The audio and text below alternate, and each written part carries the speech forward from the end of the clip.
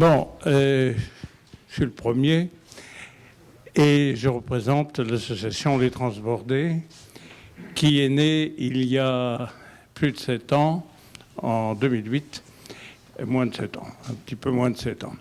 En 2008, sur une idée de pont transbordeur. Elle a beaucoup évolué depuis par d'autres idées que nous évoquerons, mais c'est bien cette idée, et Paul Poirier, qui nous a présenté son ouvrage, qui nous a incité à nous poser beaucoup d'autres questions, comme je vous disais. Cette association a par la suite essaimé dans une coordination qui s'appelle Ville-Mer-Fleuve et qui réunit 8 associations. Il y a bien une vingtaine d'associations qui se préoccupent de questions maritimes ou fluviales à Nantes, mais nous en avons 8 avec nous et ça représente un poids citoyen, si vous voulez, politique, si vous voulez, aussi, de environ 1 millier de personnes adhérents de ces associations.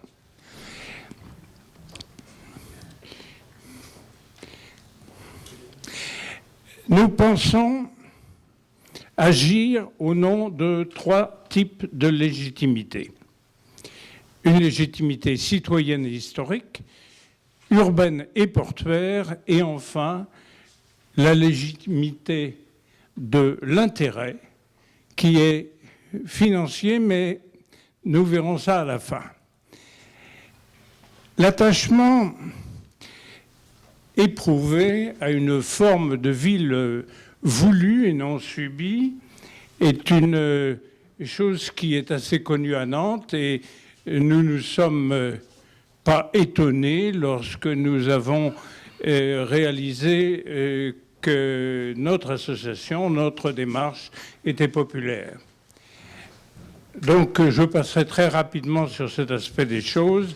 L'ancien pont transbordeur nous a beaucoup aidés, même si nous sommes allés bien au-delà au niveau technique, comme nous le verrons. Et la légitimité, la deuxième légitimité citoyenne, et elle fait partie de quelque chose que le transbordeur a aidé, mais qui était dans le cœur des Nantais depuis longtemps, qu'on peut décrire comme un attachement au fluvio-maritime, à l'industrie et au commerce. C'est bien là que l'on retrouve l'ADN de Nantes. Je pense avoir développé précédemment cette vision. Nous souhaitons voir la ville encore de haut et avoir pour ce qui est nouveau, c'est-à-dire un développement territorial de la ville, avec quelque chose que les transbordés n'ont pas inventé et sans lequel il n'existerait pas, qui s'appelle l'île de Nantes. Sans cela, et je pense qu'effectivement, nous n'existerions pas. Et cet attachement, ce débat, maintenant, en est la preuve qu'il y a quelque chose à faire. La vision citoyenne, au départ du projet de l'île de Nantes, comme je vous disais, existe-t-elle et est-elle partagée? Les Nantais se sont un peu battus quand même, en tout cas notre association, nos associations ont la fatuité de penser qu'ils se sont un peu battus pour que ce débat existe, et particulièrement au cœur du Conseil de développement de Nantes Métropole. Est-elle partagée?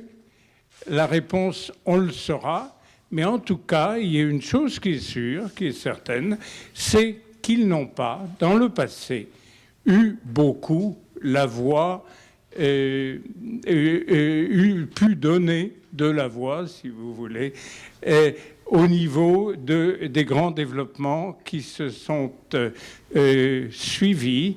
Le port de Nantes était un impératif économique majeur dont on ne peut pas dire qu'en dehors de creuser la Loire à cet endroit-là, la vision citoyenne avait quelque chose à dire. La ville de Nantes elle-même, c'était le pouvoir, mais c'était aussi la contrainte. J'ai osé un terme, le viol, parce que quand on a comblé la Loire, je vous assure que certains ont pleuré. Et d'autre part, quand on a cassé le pont transbordeur, c'était la même chose. L'île de Nantes, c'est maintenant le métacentre. Le mot n'est pas de moi, il est de l'architecte qui procède à son développement. Et la Loire et la mer ne peuvent pas être séparés du développement, de ce développement. Et au XXe siècle, si vous voulez, on se félicite maintenant de tenir compte de cet aspect citoyen des choses. Alors là, cette carte est importante parce qu'elle mérite qu'on y passe un petit moment, car elle représente notre vision. Il y a une chose qui est totalement dépendante d'une vision, parce que certains vous représentent comme ayant une vision, c'est vrai, mais c'est la notion de temps. C'est-à-dire qu'on peut avoir une vision à court terme, une vision à moyen terme et à long terme. Nous pensons avoir les trois en même temps. Le pont transbordeur procéderait plutôt d'une vision à court terme. Mais il y a le moyen terme et le long terme, si vous voulez, quand on voit la gare de Chantenay, la ligne bleue la ligne bleue et la ligne jaune qui se retrouvent ici, nous pensons à une liaison ferrée qui ne se fera pas dans les 5 ans à venir, certainement pas, même peut-être pas en 2030, mais qui est intimement dépendante de l'étude de l'étoile ferroviaire que nous appelons également de nos voeux. Nous ne sommes pas que des maritimes. Alors, vous avez ici une ligne qui est représentée comme celle de la C5 qui passe par le pont transbordeur.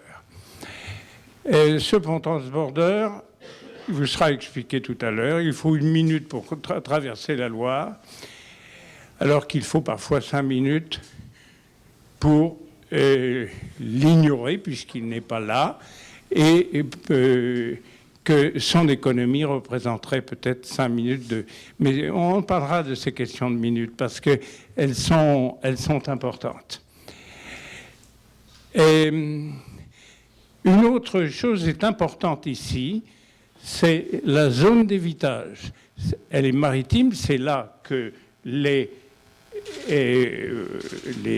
bateaux, les navires, ceux qui vont à Cheviré, ceux qui vont à Roche-Maurice, ont l'obligation de tourner s'ils font plus de 150 mètres, et évidemment moins de 225 mètres, ce qui représente le maximum pour Nantes.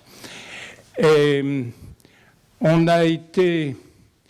Donc, en gros, c'est notre vision, on pourrait rester beaucoup plus longtemps là-dessus, qui pose aussi la question du tunnel actuel de Chantenay, mais nous nous éloignons du pont transbordeur.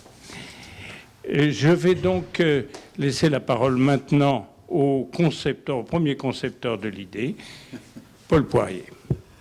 Je reviendrai tout à l'heure pour les questions. Oui, n'ayez crainte. Bon.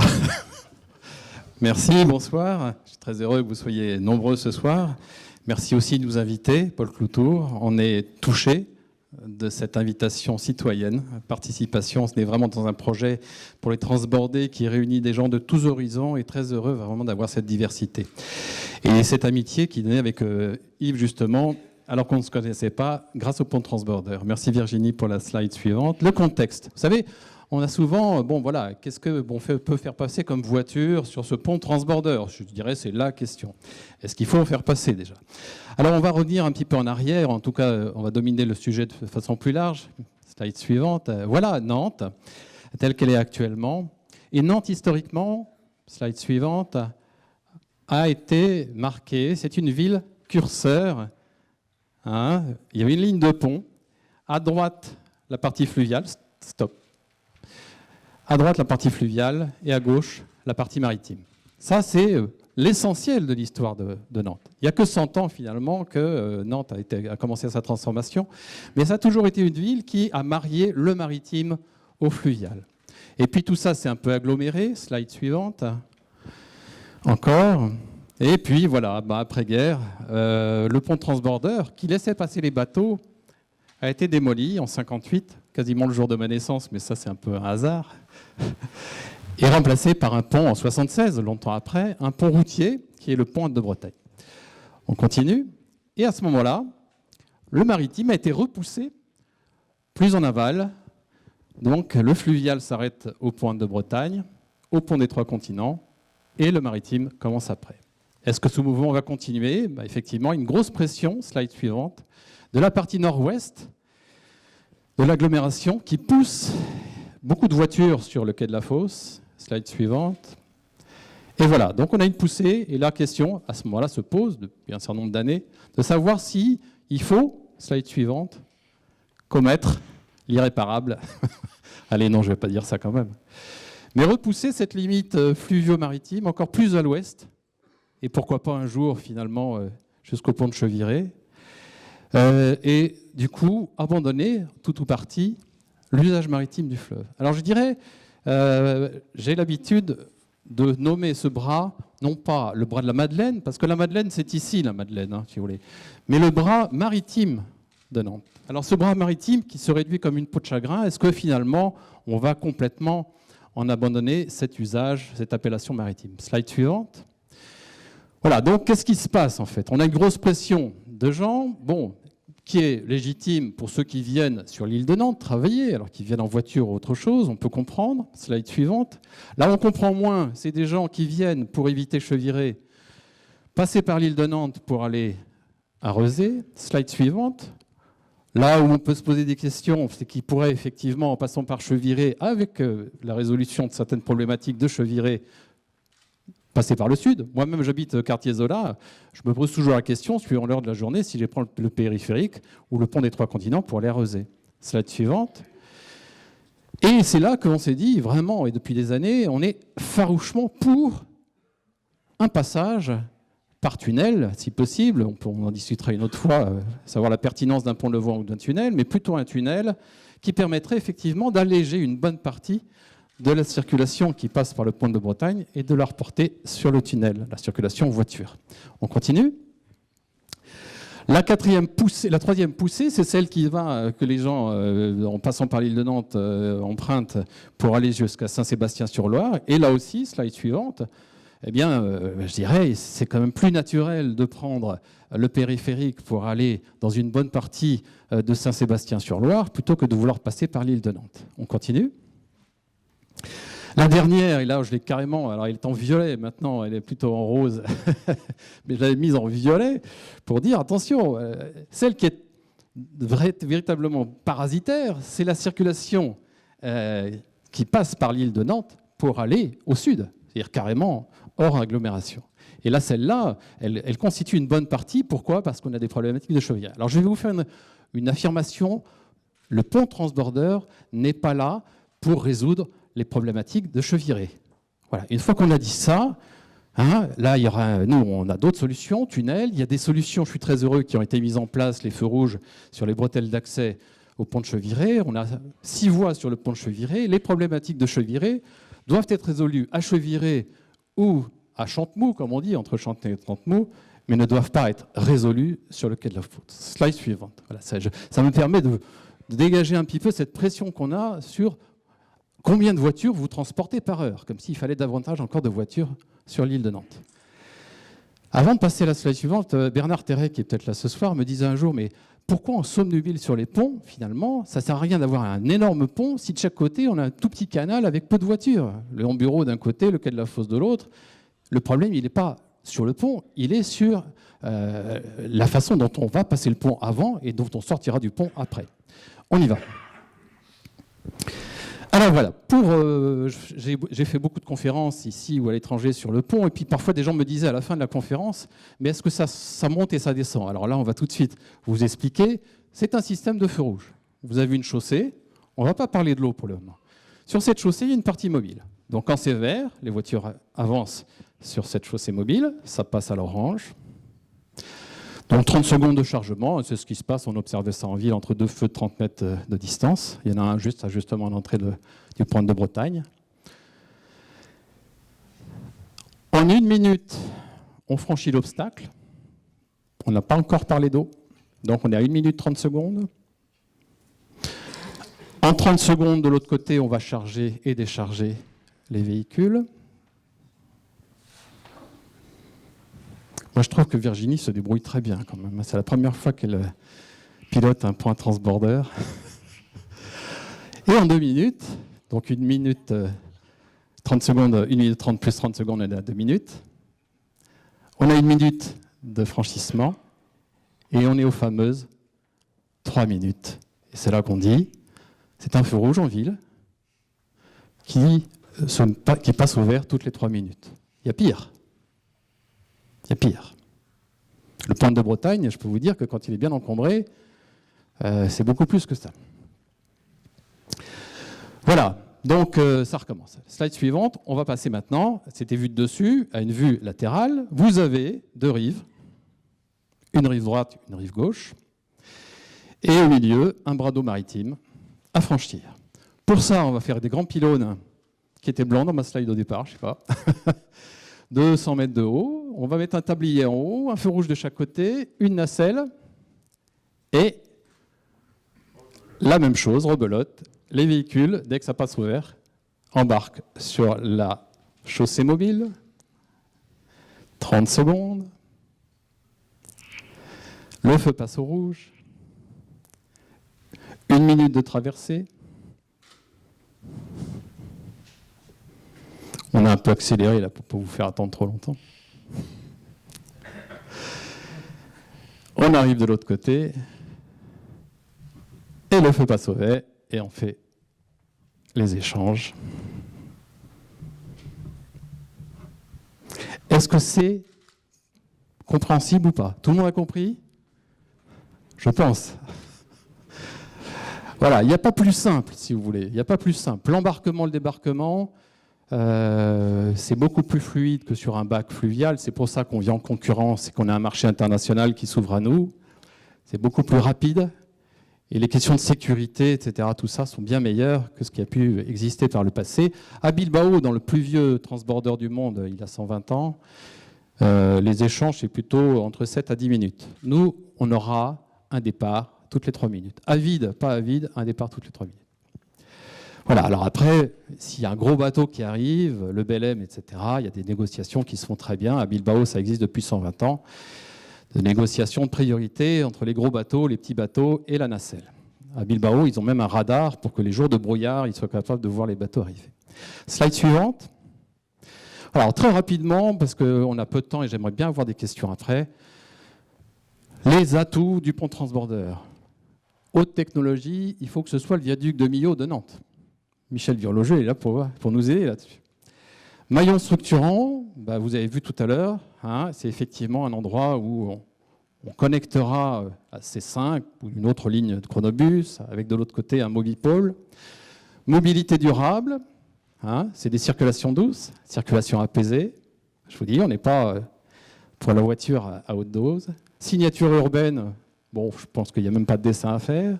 Attractivité internationale, ce sera le premier pont à transborder moderne qui existera. Jusqu'à présent, il n'y en a pas eu encore. On a réinventé le tram à Nantes. Je ne vois pas pourquoi on ne réinventerait pas un pont à transborder moderne. Et financement doux par rapport à tous les autres ouvrages. Je laisserai Yves vous parler de ce financement doux. Slide suivante. Un petit film pour vous montrer ce que ça donne. Alors, je suis désolé, c'est un film qui parle de Marseille. On n'a pas eu le temps de terminer celui qui parle de Nantes. Puisqu'en fait, on a 2 propositions. Un pont transborder pour Nantes, en France en tout cas, et un pont transborder pour Marseille. Il est un peu plus court à Marseille, mais le fonctionnement est le même. À la fois le franchissement, 3 minutes, départ toutes les 3 minutes, mais également la partie haute, là maintenant qu'on va pouvoir voir. Donc le film, par contre, là, celui-là, montre bien en temps réel les accélérations, décélérations des nacelles. Donc vous avez sur la gauche une nacelle qui va apparaître. Ça ressemble à un tramway qu'on aurait coupé au milieu. Et au milieu, on l'écarte pour faire une chaussée. 2 voies, 3 voies. 6 voitures, 12 voitures, 18 voitures. Aux États-Unis, on propose 70 voitures pour remplacer les bacs. Et sur cette chaussée centrale, vous allez voir, hein, on a des bus qui peuvent embarquer, bus, chronobus, busway, bus touristique, etc. Voire ambulance, on en verra une. Hein. Je pense que quand on aura le CHU et que vous serez en train de mourir dans l'ambulance, vous serez content de prendre le point transborder qui vous sauvera la vie. Vous voyez ce que je veux dire? Les piétons, les vélos, multimodalité totale. Je passe au passage, vous avez des gens là-haut. Alors là, c'est l'aspect ludique, magique. 1000 m² en partie haute. Des plateformes vertige à 100 mètres. Là, Michel ne veut pas que je les fasse, mais moi, je vais me battre pour les faire. C'est la partie touristique. Mais la partie basse, vous voyez, la nacelle, la chaussée au milieu. Alors, à Nantes, on se protège du soleil. Donc, non, un peu de la pluie aussi. On a les gares d'embarquement de chaque côté. Vous imaginez donc pendant que le bus va embarquer, ces tramways, en fait, les gens descendent et montent. C'est exactement le même fonctionnement qu'un tramway normal. Vous avez 30 secondes dans les tramways nantais. Dans le métro à Paris, vous avez 30 secondes de chargement-déchargement. Les accélérations, décélérations sont les mêmes. Donc, si vous voulez, sauf que la seule chose qui est différente par rapport au tramway, c'est que vous n'entendez pas le bruit. Parce que les moteurs sont 60 mètres plus haut au niveau du chariot qui est sous la nacelle. Faites-le un jour à Bilbao. Hein, tous les gens qui sont passés à Bilbao m'ont dit il y a un avant, un après. Vous planez sur une soucoupe volante à 3 mètres au-dessus de l'eau, un vol parfaitement horizontal, sans aucun bruit. C'est magique. Voilà donc la nacelle qui part. Elle est pilotée... Il y a eu des pilotes embarqués dans la nacelle, historiquement. Il y en a qui étaient sur le tablier. Maintenant, à Bilbao, il est dans une cabine sur la berge avec des écrans et le radar. Tout est possible. Donc on arrive de l'autre côté. Et là, il y a un échange. On est sur les mêmes temps dont je vous ai parlé, 30 secondes, 1 minute, 30 secondes. Voilà. Alors, juste après, on se termine. Là. Vous allez voir la personne qui est en train d'être sauvée par le pont transborder.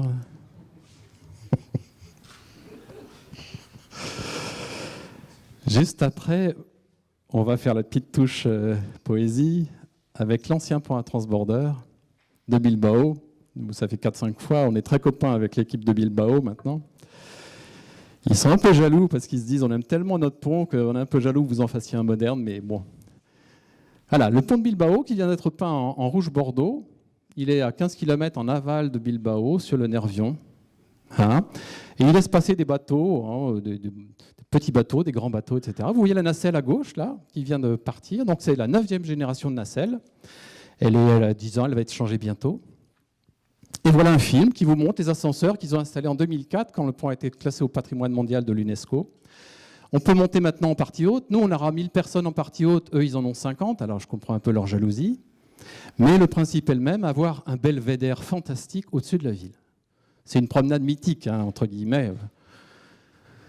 Tour des remparts de Saint-Malo, la promenade des Anglais, Champs-Élysées, etc. Quand vous êtes en haut et que vous avez le paysage, c'est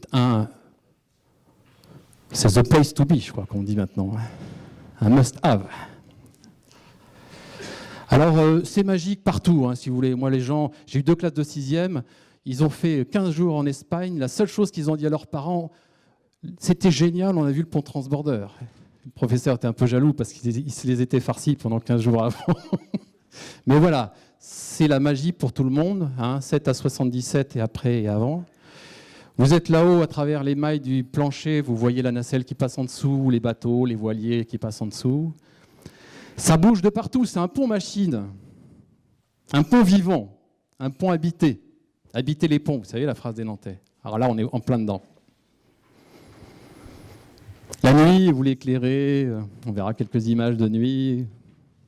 Jeu de lumière des ascenseurs, moi je rêve de ces ascenseurs lucioles qui dans la nuit de Nantes, vous montez et descendre. Vous avez la nacelle, on va la voir. Qui c'est qui passe là-bas? Hop. Voilà la nacelle qui laisse passer les bateaux. Il y a une course, un départ de course. Vous imaginez la Solidaire du chocolat qui part sous ce cadre-là. On est sur la scène du théâtre, le pont dans les théâtres, hein, où on met tous les projecteurs. Et un départ de course sous SPI, là on a des photos à Bilbao avec ça. Et la nacelle comme un ovni, je dirais, qui vole au-dessus de l'eau. Une sorte de tramway volant. Alors, on est bien sûr dans l'esprit des machines. Il faut que je revoie Pierre Roy-Fils et François de la Rosière, mais on est sur une machine, complètement. Vous verrez après quelques photos un peu clin d'œil, quand on ira promener l'éléphant sur la nacelle. Voilà Bilbao le soir. Bon, après, j'ai vu Jean Blaise, je lui dis, c'est à vous d'inventer la ville qui va avec. Vous voyez ce que je veux dire? La Tour Eiffel, tous les ans, a des habits de lumière différents, une scénographie différente. On est sur des choses qui sont sans cesse un appel à la créativité urbaine. Voilà la nuit, alors je suis désolé, un peu de lumière.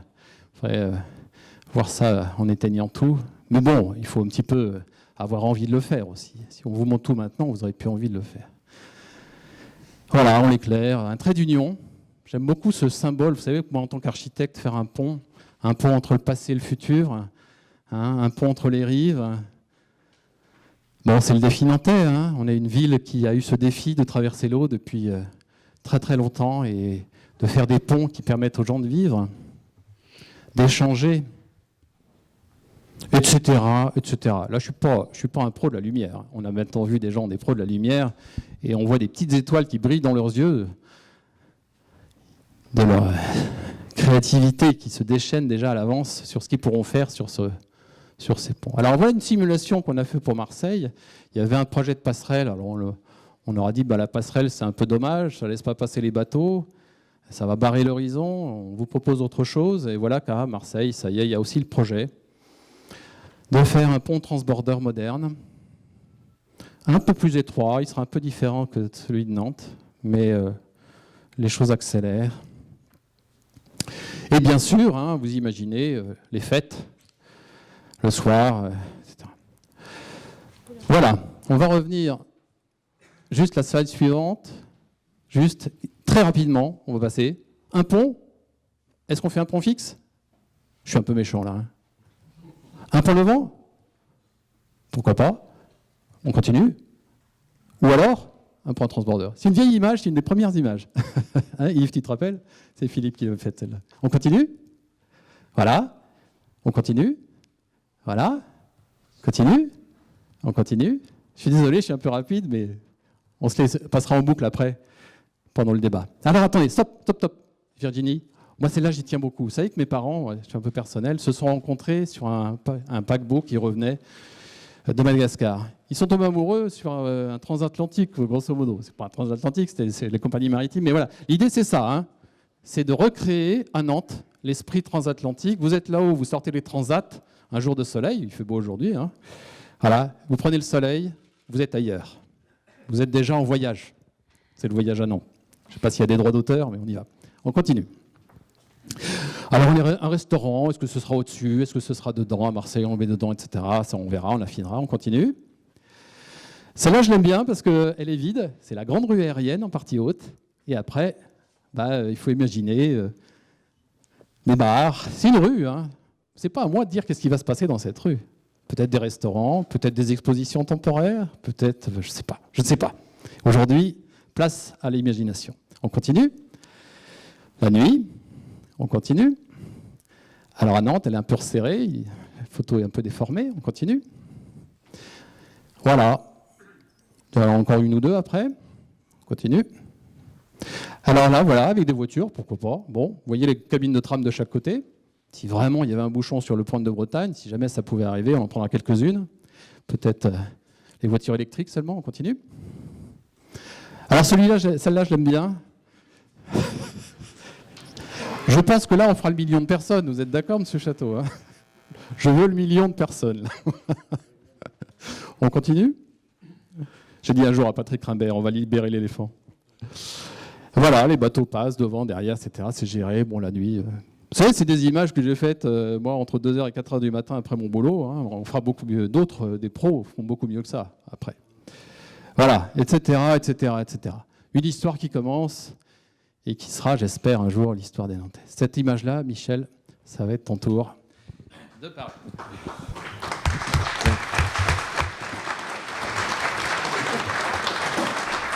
Bonsoir tout le monde. Alors moi, mon rôle est quand même un petit peu plus râler-pâquerette, puisque mon rôle est d'essayer de montrer que ce genre d'ouvrage est techniquement possible. Alors en fait, on va démarrer par 2 ou 3 photos du vieux pont transborder de Nantes. Et en fait, aujourd'hui, ce qui est envisagé, c'est de faire autre chose. Les ponts transbordeurs datent de la fin du 19e siècle et ils avaient pour rôle de transporter des véhicules assez légers en nombre réduit. Aujourd'hui, on a des exigences très différentes. D'abord, des charges beaucoup plus lourdes, des exigences réglementaires en termes de déformation, parce que je peux vous dire que les vieux ponts transbordeurs, si on leur mettait des charges importantes dessus, ça bougerait beaucoup. Et des exigences en termes de durabilité, sans parler aussi du contrôle des coûts de maintenance. Ce qui, sur le plan pratique, et ça va à l'encontre de certaines tendances architecturales, conduisent à concentrer la matière. C'est-à-dire que si on a beaucoup de petites pièces très minces, ça fait beaucoup de peinture, beaucoup de coûts, et donc on va concentrer la matière. Deuxième point, c'est l'idée de Paul Poirier, c'est de créer une rue aérienne. Alors, dans le pont transborder de Marseille, le vieux, il y avait un petit restaurant au bout, mais donc c'est plus tout ça. Mais alors, ça change quand même complètement les choses. Hein. Il faut bien voir que j'ai lu les documents qui ont été publiés. J'ai lu, par exemple, à un moment qu'on parlait d'un coût de 80 millions hors rue aérienne. Pas du tout, parce que la structure avec rue aérienne et sans rue aérienne n'est pas du tout la même. Si on a simplement qu'à transporter les nacelles, la structure métallique qui va le porter sera beaucoup plus légère. En total, il y a bien plus de charge en haut que dans la nacelle. Alors, donc, création d'une rue aérienne, c'est renforcement du rôle de passerelle, création de volume pour des activités attractives, des ascenseurs de grande capacité, et puis, comme on a toutes les règles de sécurité, incendie, tout le fourbi, des escaliers de grande capacité, des réseaux d'alimentation en eau-énergie, et puis les évacuations de tous les effluents, et puis tout un tas de problèmes de sécurité. C'est-à-dire que la logique du vieux pont transborder est complètement différente. On a une nouvelle structure à inventer. Et puis, il y a évidemment, bien sûr, des objectifs architecturaux, une grande légèreté, la plus grande légèreté compatible avec le programme, de la rigueur et de la simplicité des formes, parce que moi je n'accepte pas de faire des trucs tarabiscotés, et puis, bien sûr, cohérence avec le site et les aménagements tout autour. Alors, on va expliquer quelques contraintes techniques. Je fais des croquis. Moi, j'aime bien faire des croquis très, très, très, très simples pour qu'on comprenne un petit peu. Alors, voilà des schémas de conception d'un pont transborder. Tout simplement, il faut qu'on dégage le gabarit maritime. Donc ici, l'un des objectifs de faire un pont transborder plutôt qu'autre chose, c'est de maintenir le caractère maritime du bras de la Madeleine. Donc, dégager le gabarit. Et on doit avoir notre petite nacelle qui va se balader d'un côté à l'autre. Donc ça veut dire aussi que transversalement, je dois dégager tout le passage de la nacelle, mais aussi que je dois avoir sur les rives un emplacement dans lequel la nacelle va pouvoir venir se stocker pour recevoir les véhicules, hein, et sans que la nacelle traîne au-dessus du fleuve pour qu'un bateau ne vienne pas taper dedans. Alors, là, ce sont les vieux schémas que vous avez aperçus des ponts transbordeurs, parce qu'à l'époque, au 19e, on n'était pas très... En disant faisait des économies de matière extrêmement grandes, et donc on avait des pylônes avec tout un système de haubannage, c'est un pont à hauban en réalité, et puis on avait une partie centrale suspendue, en fait c'est une sorte de travée qui était des beaux strings comme ça, une petite travée suspendue de façon à limiter le poids des câbles, parce qu'à l'époque on n'était pas très doué sur les câbles. Et puis bien entendu, pour assurer l'équilibre de tout ça, on avait des haubans arrière qui venaient ancrer pour reprendre les charges qu'on a de l'autre côté. Alors, ça, c'est un schéma qui vous montre l'équilibre de tout ça. Hein. Dessiner des ponts, c'est d'abord assurer le cheminement des forces. Je suis désolé, c'est pour faire des choses très simples. Donc, vous allez apprendre un poids ici. Ce poids est repris par la tension dans les haubans, qui, au passage, comme ils sont inclinés, créent un effort de poussée dans ce sens-là. Et évidemment, tous ces haubans viennent tirer sur le haut du pylône. Il faut donc l'équilibrer par derrière. Comme derrière, on a moins de longueur, il faut assurer la stabilité vers l'arrière. Et alors, évidemment, on a un problème supplémentaire ici, dans les vieux ponts transborders, c'est qu'en général, on n'avait pas de continuité là. Et donc, quand la nacelle arrive ici, eh bien, on a une grande flèche vers le bas du fléau et on a de grandes déformations. Et donc c'est pour ça qu'un schéma de pont transborder moderne assurera une continuité, il faudra une poutre d'une grande continuité pour que ce soit stable. Et puis bien entendu, on doit assurer la stabilité vis-à-vis des effets du vent. On a là-bas les gens du CSTB là, avec qui je travaille régulièrement, qui viendront nous embêter, avec lesquels il faudra faire des essais en soufflerie. Alors parmi les problèmes que ça pose, bien sûr, le vent, c'est la stabilité de la nacelle pendant le transport. Alors dans le sens longitudinal, pour assurer sa stabilité, eh bien, vis-à-vis du vent et vis-à-vis des effets dynamiques du déplacement, il faut des câbles croisés et il faut également des câbles croisés dans le sens transversal avec tout en haut un petit chariot, ce qui impose un système un peu particulier. Il faut assurer donc tous ces équilibres transversaux. Voilà, alors là, ce sont les premiers dessins. Vous voyez que la date, c'est janvier 2012. Ce sont les premiers dessins que j'ai faits quand Paul est venu me voir. En fait, il est venu fin 2011. On a commencé à dessiner ça. D'ailleurs, au début, vous voyez qu'au début, c'était vachement étroit. Il y avait 9,50 m. Là, on avait une nacelle de 9 mètres. Donc, on a très, très vite grandi tout ça. Voilà des dessins qui sont un tout petit peu après, où on est passé à une nacelle de 14 mètres et où on a dessiné, j'ai dessiné tout un tas un système de tubes métalliques qui constituent la charpente de la première idée qu'on avait. Alors, là, il y a une chose qu'il faut que je dise tout de suite. On a fait un dessin, on a développé un projet, mais il faut bien voir qu'on était dans ce qu'on appelle une proposition spontanée. C'est-à-dire qu'il n'y a personne qui avait fait une commande. Et donc, on a dessiné quelque chose. Le pont transborder de Nantes sera peut-être complètement différent. On était dans la situation du parachutiste qui saute de l'avion sans parachute. Donc, voilà. Alors, pour vous montrer simplement que ce ne sont pas des vues d'esprit, il faut on fait un dessin, donc on organise les choses. On avait organisé où on mettait l'ascenseur, où on mettait l'escalier. Ça peut être demain complètement différent. Ça va dépendre si la décision politique est prise de faire un pont transborder, des discussions qu'il y aura avec le maître d'ouvrage et tout le monde. Mais déjà, on a des calculs derrière pour s'assurer, ça c'est tout le schéma de haubanage et les détails de haubanage pour s'assurer que globalement, on est capable de le faire. Et donc, je vais terminer avec quelques photos. Donc, voici une vue aérienne. Alors, les miennes sont bien moins belles que celles de Paul, évidemment, mais c'est qui vous montre où est à peu près situé cet ouvrage et quelques photomontages. Alors, attention, les photomontages que j'ai fait faire, parce que moi je suis incapable de les faire moi-même, bien sûr, il n'y a que la structure, vous n'avez pas les habillages. Là, il n'y a pas les passerelles latérales, il n'y a pas les coques de couverture, ça c'est uniquement la structure porteuse, parce que c'est ce que je dois, moi, garantir. Et donc là, vous avez une structure qui est lourde, qui est quelque chose que nous ne manquerons pas d'affiner. Et pour donner un exemple, Marseille, on a développé le projet après, Marseille est beaucoup plus affiné que ce premier projet qui date de 2012, tout début 2013 pour la fin. Aujourd'hui, il est évident que la première chose qu'on ferait, c'est de revenir là-dessus et de l'alléger. Alors, avant de laisser la parole à Yves, les diapositives suivantes, vous allez les voir en réalité. Le pont de Normandie, Michel l'a pas dit, donc c'est le pont de Normandie en premier, le pont de Bordeaux, Chabannes-Delmas, maintenant il s'appelle comme ça, Gustave Flaubert à Rouen. Je vous conseille aussi le viaduc de Térénèse, Michel, donc Cintré, un des premiers ponts au Bon Cintré, enfin, etc. Ça sera peut-être l'objet d'un autre débat. Les réalisations de Michel Virlogeux. En tout cas, c'est un grand bonheur en tant qu'architecte de travailler avec un ingénieur aussi émérite que Michel. Et bon, je dirais maintenant, une certaine complicité. Merci. Redoutable exercice que de retomber au niveau des chiffres et au ras des pâquerettes. Allez-y, je vous en prie.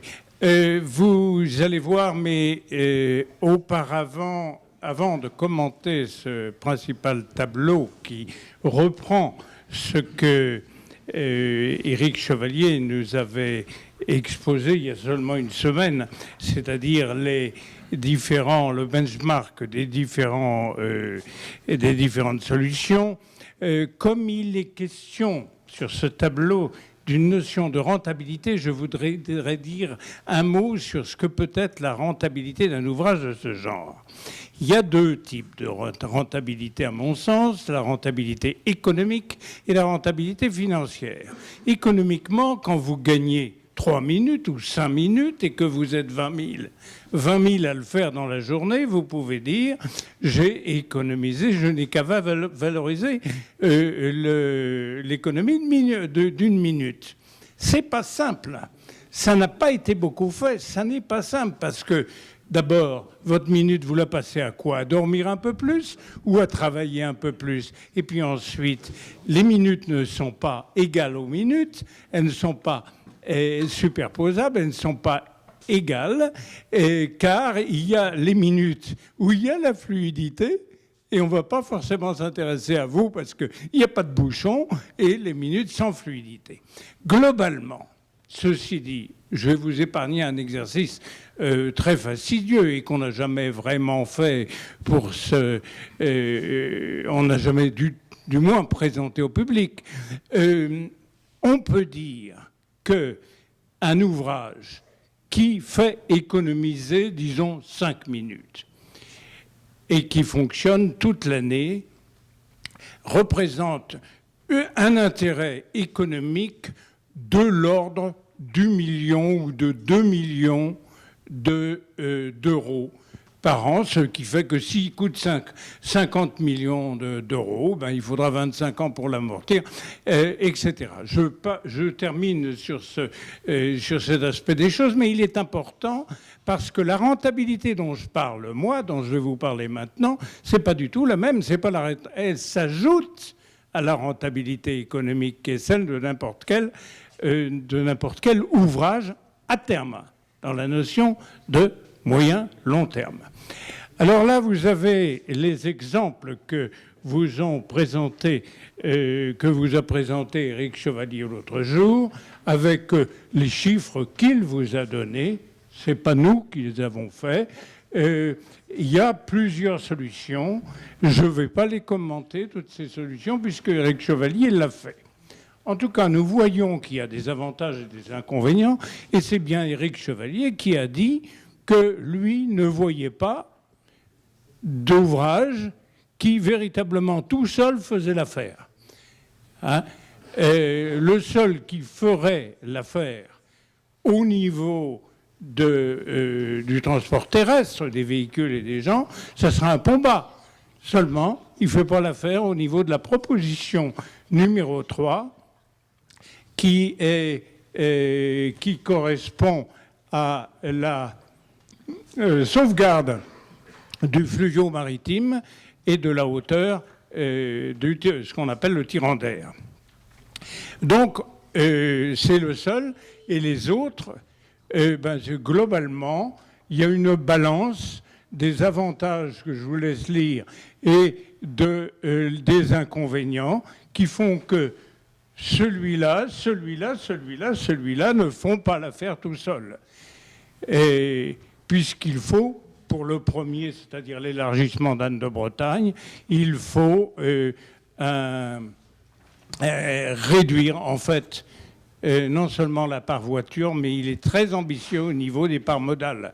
Par exemple, l'augmentation de 2 à 12% de la part des cycles, des deux roues, et sur lesquels on peut avoir des doutes. Dans le même temps, si vous voulez, là, à Lyon, on espère passer entre 2015 et 2020 de 5 à 7,5%. Et il pense que c'est déjà ambitieux. Bon, le téléphérique tout seul, ce n'est pas la peine de vous faire un dessin qui n'est pas trop satisfaisant dans la mesure où il ne prend pas plus de voitures, ne pourrait pas compenser la perte de voitures de la solution A. Le pont fixe est capable de tout, on ne lui demande rien, mais et quant au pont devant le vent light, celui qui serait étudié a priori, et qui, je dis light parce qu'il serait light au niveau maritime, parce qu'il n'aurait une ouverture il serait levant sur une largeur de 35 mètres qui correspond à quelques navires, mais poserait un problème maritime en soi du fait des piles qu'il aurait en Loire. Et problème qu'a évoqué Éric Chevalier d'ailleurs ici. Donc nous avons ABCD, E, excusez-moi, il y a des primes. Oui, nous avons ces solutions, mais on peut dire que le pont levant a les mêmes qualités quand il n'est pas levé. Mais quand il est levé, il bouscule tout. Et il ne le bouscule pas au même moment. Parce que les marées, ils ont la mauvaise idée de ne pas arriver le même jour, à la même heure, tous les jours. Il y a encore une image. Oui, le pont transbordeur, donc, c'est la seule solution multimodale qui s'équilibre dès la première année d'exploitation et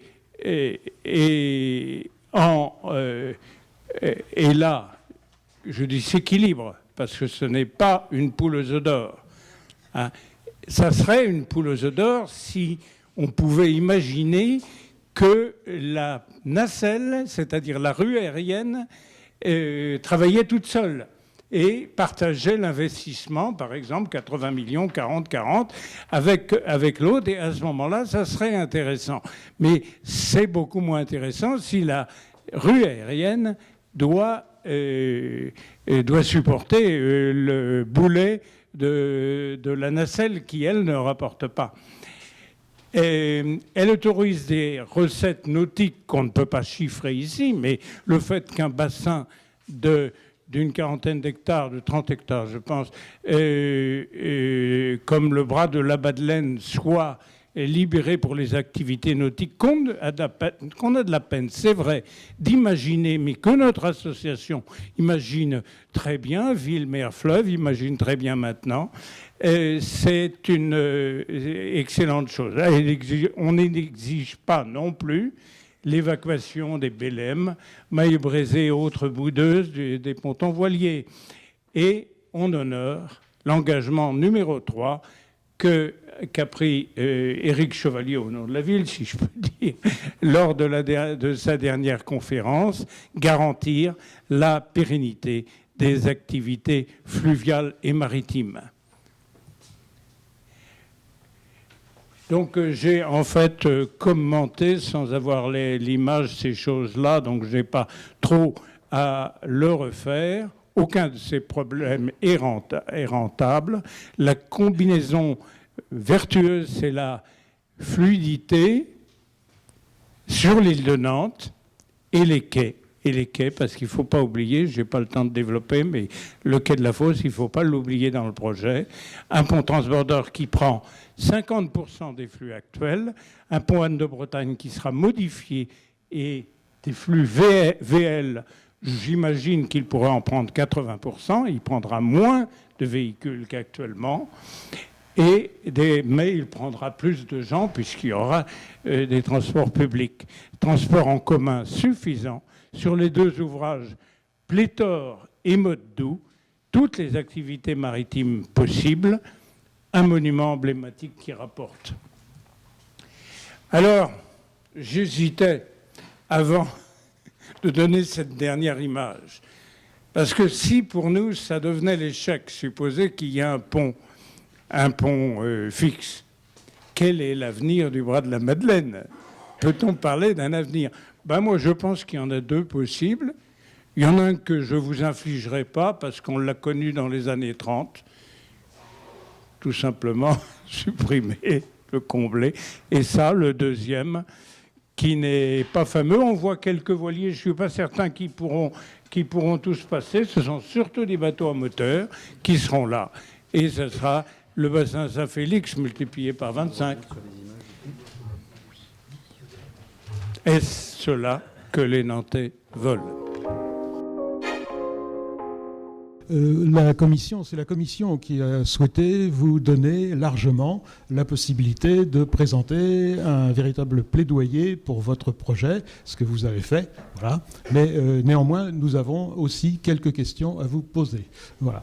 Alors la première de ces questions, vous y avez fait référence, et je pense que j'invite tous ceux qui ne l'auraient pas encore vu ou n'ont pas assisté à l'audition précédente à se reporter à la présentation qui a été faite de toutes les hypothèses en matière de franchissement, avec avantages et inconvénients des unes et des autres. Et la semaine dernière, ici même, lors de la dernière audition, le directeur de Nantes Métropole a émis quelques réserves sur le potentiel du pont transborder pour les flux quotidiens. D'ailleurs, vous-même, vous avez admis qu'il ne pouvait pas, à lui seul, constituer une solution unique, exclusive au flux actuel, et y compris au potentiel et aux perspectives de développement des flux pour l'avenir. Et au fond, je vous y renvoie, il a émis aussi un certain nombre de réserves concernant une vocation qui ne serait que touristique. Alors là, qu'en pensez-vous? Parce que vous nous avez fait un exposé qui fait rêver, bien sûr, avec beaucoup d'images virtuelles. Voilà. Mais il y a aussi quand même un certain nombre de préoccupations un petit peu plus terre-à-terre, quoi, voilà, auxquelles il faut apporter réponse. Sur la question, le fleuve dans une ville, c'est deux choses. C'est à la fois ce qui va nourrir la ville. C'est la naissance de Nantes, c'est le fleuve, c'est l'eau, c'est les fleuves, les rivières. Mais au fur et à mesure que la ville grandit, ça devient un obstacle. Et effectivement, cet obstacle, il faut le franchir, et plus on a besoin de le franchir, et plus finalement on a envie d'oublier le fleuve. C'est l'histoire de Nantes des, je dirais, 100 dernières années. Cette histoire, il y a un moment ou un autre, il faut dire, bon, le fleuve, qu'est-ce qu'on fait? Est-ce qu'on fait contre ou est-ce qu'on fait avec? Le changement de cap de cet ouvrage-là, c'est résolument un acte fort pour dire on va faire avec. Alors je sais bien que ça pose des questions, c'est pas aussi efficace qu'un pont fixe, ça ne le sera jamais, mais c'est un acte majeur que nous ne pouvons pas prendre. C'est une décision, c'est un geste bien sûr architectural, mais je pense que plus que là, c'est un geste, un choix politique, de renouer avec un élément naturel qui a constitué la ville et qui peut, malgré tout, assurer son succès pour les années à venir. C'est ce pari, cette audace, Favet, Neptunus et Favet et Unti, cette audace finalement de faire avec l'eau pour voyager qu'on propose aujourd'hui. Et on n'est pas des marchands de soupe à dire ça va tout faire. Non, ça ne peut pas tout faire parce que ça fait avec le fleuve. Je voudrais juste faire une toute petite remarque. C'est l'évolution assez générale vers du retour vers l'eau. C'est que moi, je travaille un petit peu partout. Si vous allez à Lisbonne, par exemple, vous voyez que la ville de Lisbonne a récupéré tous ces hangars de façon à recréer une vie le long du Tage. Et vous avez la même chose dans les pays nordiques. Et tout à l'heure, vous allez entendre parler de Bordeaux. C'est une remarquable réussite. La ville de Bordeaux a récupéré sa vue sur la Garonne. Et maintenant, on va essayer, d'ailleurs, l'objectif, c'est de rejoindre les deux rives, comme ça, on va vous l'expliquer tout à l'heure. Et donc, je crois que, si vous voulez, le retour vers le fleuve et la mise en valeur du fleuve et l'intégration du fleuve dans la ville est une tendance récente importante.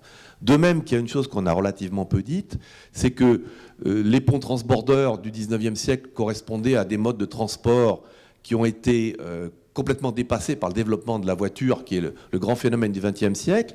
On a aujourd'hui un petit retour en arrière, avec tous les problèmes d'écologie, etc., vers les modes doux. Et il est clair que le pont transborder, c'est plutôt quelque chose qui est orienté vers le site propre, vers les transports par des bus, éventuellement par des tramways, parce que le tramway il peut très bien passer sur un transborder, et vers des piétons et des cyclistes. Donc vers les modes doux, c'est une évolution importante. Je pense que le fait qu'on n'ait pas fait de pont transborder pendant longtemps vient du fait qu'ils ne sont pas capables d'assurer le franchissement de grandes masses de véhicules, mais qu'aujourd'hui on revoit les choses d'une façon différente.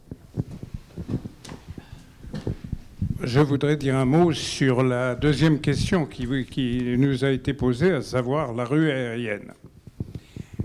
En effet, nous vous présentons la rue aérienne comme un moyen de rentabiliser l'ensemble, même si cette rentabilité n'est pas folle.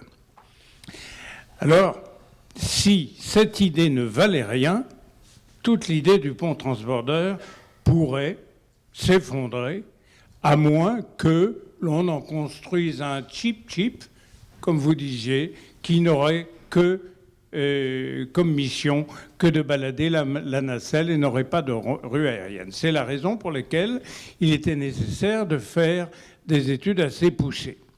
Et la ville, à Nantes Métropole, a bien compris ça, puisqu'elle a confié à un cabinet parisien, il y a plus d'1 an, qui s'appelle Second Axe, une étude sur la question. Cette étude a été rendue à Nantes Métropole et nous n'en avons jamais entendu parler. Nous ne savons pas ce qu'ils ont. Alors, il me semble que si la rue aérienne avait été descendue en flammes, on le saurait. Nous n'en avons pas entendu parler. Alors, nous avons bien sûr mené nos propres études et ça nous menait à des fourchettes de chiffre d'affaires selon que l'on travaillait en régie ou pas pour le restaurant, par exemple. Tout ça est détaillé. Et puis nous arrivions à plusieurs millions d'euros de recettes annuelles. Il y a un chiffre qui est passé dans la presse et on se demande bien d'où il vient, comment il a pu filtrer ces 5 millions d'euros. C'est pas très loin de nos estimations, des estimations qu'on avait faites. Alors, si les personnes présentes peuvent nous aider à savoir ce que cette étude a pu dire, parce qu'elle est en principe publique, faite avec l'argent des contribuables, nous leur serions...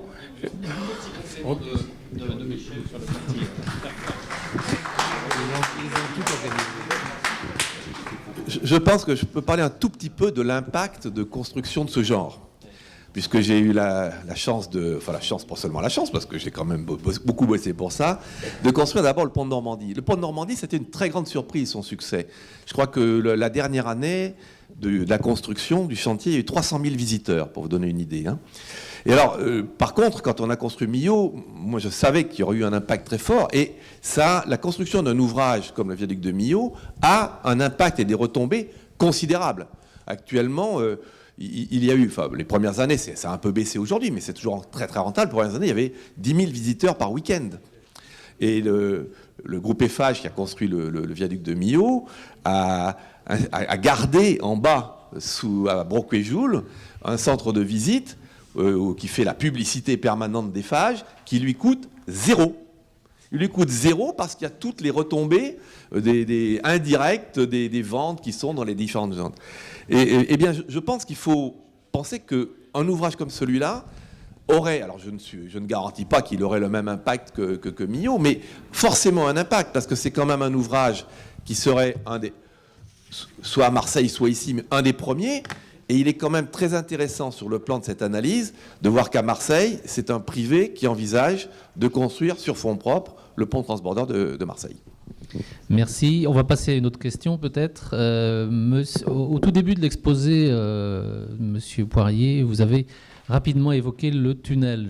Alors, je n'ai pas tout à fait compris. Est-ce que le tunnel, pour vous, est finalement une évidence? Est-ce que c'est effectivement quelque chose qu'il faut promouvoir et que le pont transborder est complémentaire à cette solution? Est-ce que vous pouvez approfondir cette approche? Oui, mais là, Yves répondrait de la même façon. Ça fait pas mal de temps, maintenant, je dirais 2-3 ans, qu'on est convaincu qu'il faut un tunnel ou un ouvrage, en tout cas de franchissement, pour les véhicules, pour boucler, je dirais, les boulevards des Maréchaux nantais. Très bien, très bien.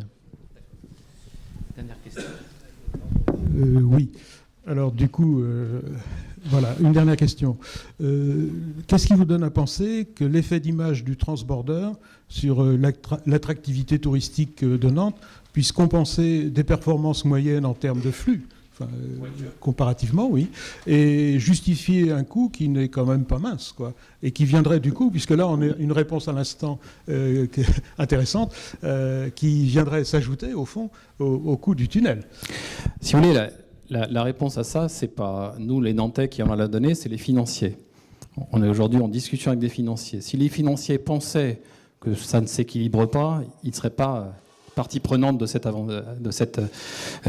projet. Donc aujourd'hui, la réponse, elle est donnée par des financiers qui pensent qu'un ouvrage comme ça, dans ce contexte-là, je rappelle qu'on boucle le circuit des quais.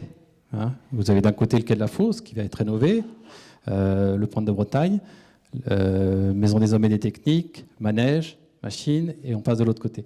Donc, j'ai dit un jour à Jean-Marc Ayrault, on a eu une bonne discussion sur ce sujet, et à l'issue de cette discussion, il m'a dit qu'il avait changé d'avis. Il était un peu contre au départ, et en tout cas, la preuve aujourd'hui qu'il a laissé les choses avancer, il a permis que les choses avancent. Donc, je lui ai dit, moi, le pari que je fais, c'est pas le pari de la réussite de cet ouvrage. C'est le pari de l'attractivité internationale de Nantes, qui doit augmenter, forcément.